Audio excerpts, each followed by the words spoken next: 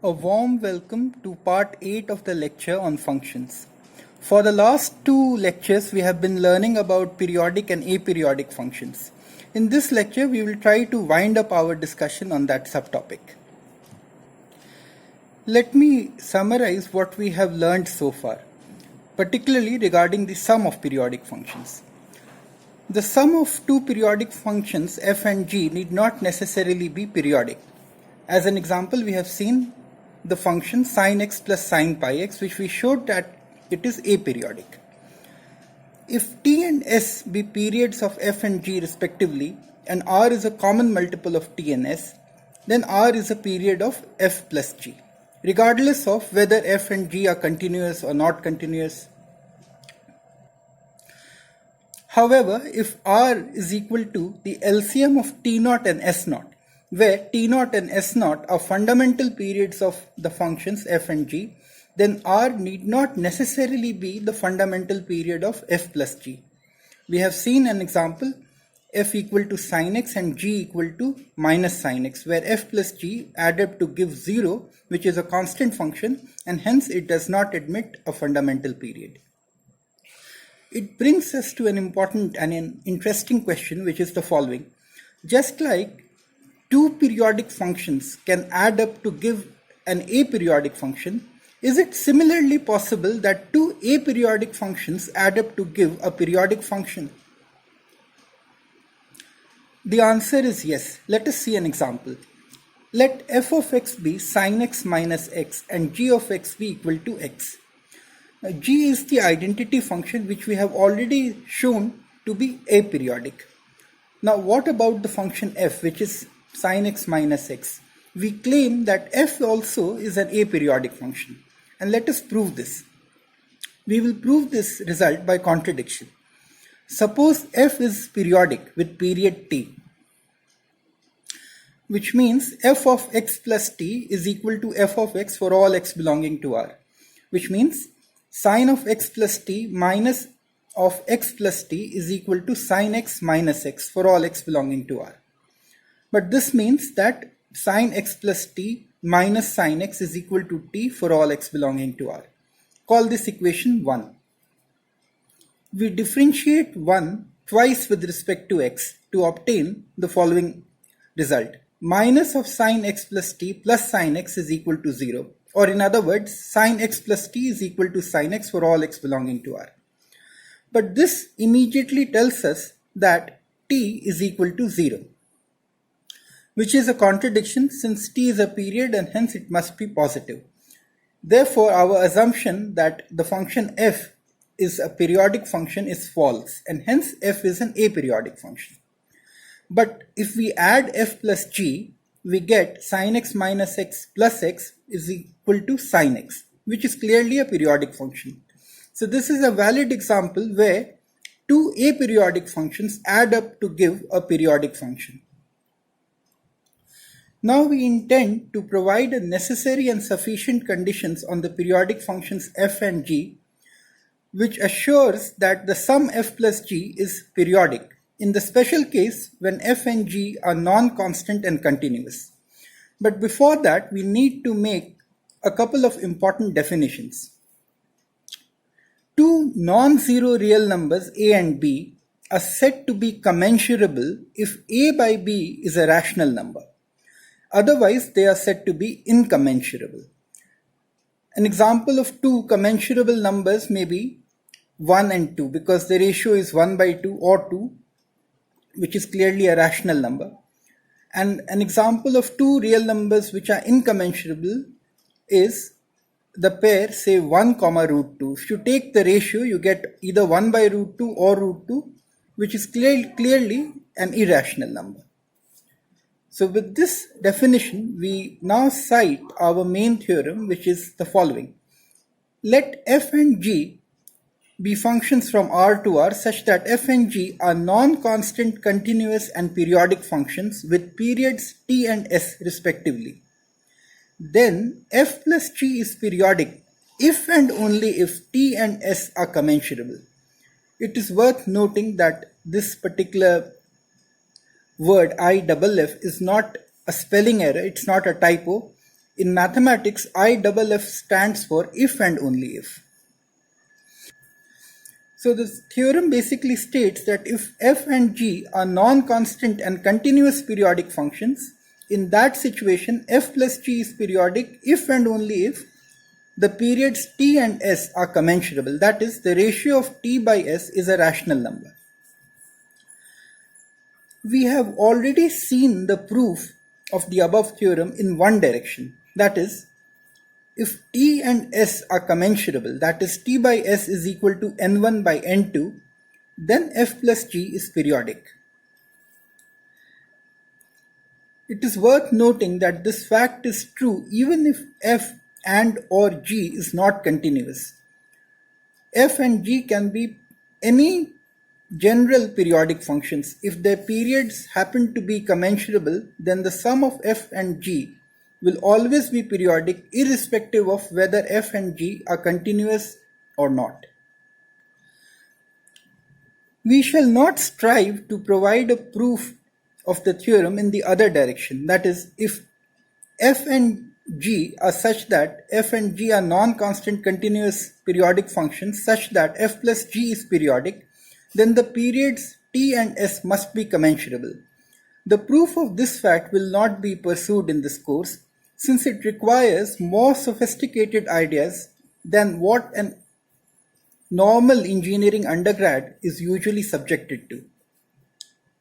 However, I will just provide a brief outline of how the proof is done. We assume that t and s are incommensurable and then show that f plus g is aperiodic.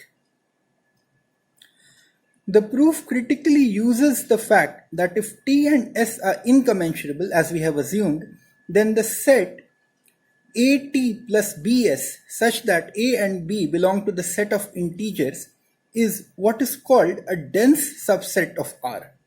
We will not define what a dense subset of R means because it requires defining several other things which are beyond the scope of our current discussion. However, we shall make an important remark that both conditions, namely the periodic function must be non-constant and continuous, are essential for the theorem to hold. In other words, neither of these conditions of being non-constant and continuous are superfluous. As an example, consider f equal to 1 and g equal to sine x. Then f plus g of x is equal to 1 plus sine x, which is clearly a periodic function of period 2 pi.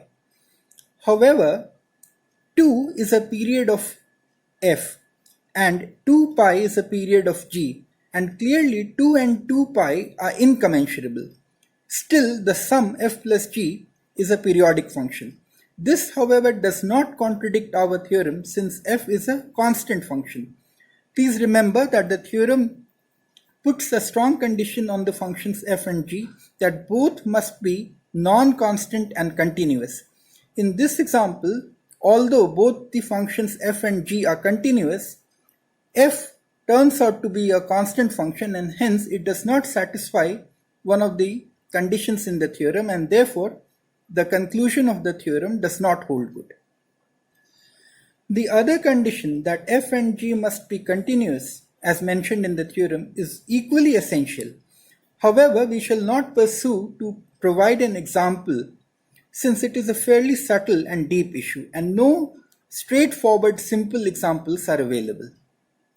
As a corollary of the theorem, we can immediately conclude that the function sin x plus sin pi x is not periodic because both the functions sin x and sin pi x are non-constant continuous periodic functions defined on R. The period of sin x is 2 pi and the period of sin pi x is 2. And as I have already mentioned, 2 and 2 pi are incommensurable. Therefore, our theorem guarantees that the sum sin x plus sin pi x must be aperiodic. Let me further make an important remark which is rather subtle. Any two periods t1 and t2 of a non-constant continuous and periodic function defined on R must be commensurable. I would urge the viewer to pause the video for some time and give it a thought. Suppose the remark is false. then some f satisfying the conditions in the theorem will have periods t1 and t2 which are incommensurable. As a specific example, suppose that t1 is equal to 1 and t2 is equal to root 2. Consider another function g equal to sine root 2 pi x. Now g is a non-constant continuous periodic function defined on R with period equal to root 2. Now by our theorem we can conclude that f plus g is both periodic and aperiodic, because if we take t1 to be one of the periods of f, then t1 and root 2 will be incommensurable, therefore f plus g must be aperiodic. However, if we take the period of f to be root 2, then root 2 and root 2 are commensurable, and according to the theorem f plus g must be periodic. So clearly there is a contradiction, since the function f plus g cannot be periodic and aperiodic simultaneously. Hence our assumption that the remark is false is wrong. In other words, any non-constant continuous periodic function defined on R will have any two periods which are commensurable. This, however, does not bar functions which are periodic and have periods t1 and t2 which are incommensurable. The only thing is that such functions cannot be non-constant continuous and defined on R. As an example, let D be the set z plus root 2z plus root 3z, which is a subset of R of the form z1 plus root 2 z2 plus root 3 z3, where z1, z2 and z3 are all integers. We define a periodic function in the following way. F of z1 plus root 2 z2 plus root 3 z3 is equal to minus 1 to the power z2. It is a good exercise to verify that both 1 and root 2 are periods of f. Let me wind up this lecture by quickly summarizing the things which we have learned in the last few lectures. Two aperiodic functions can add to give a periodic function.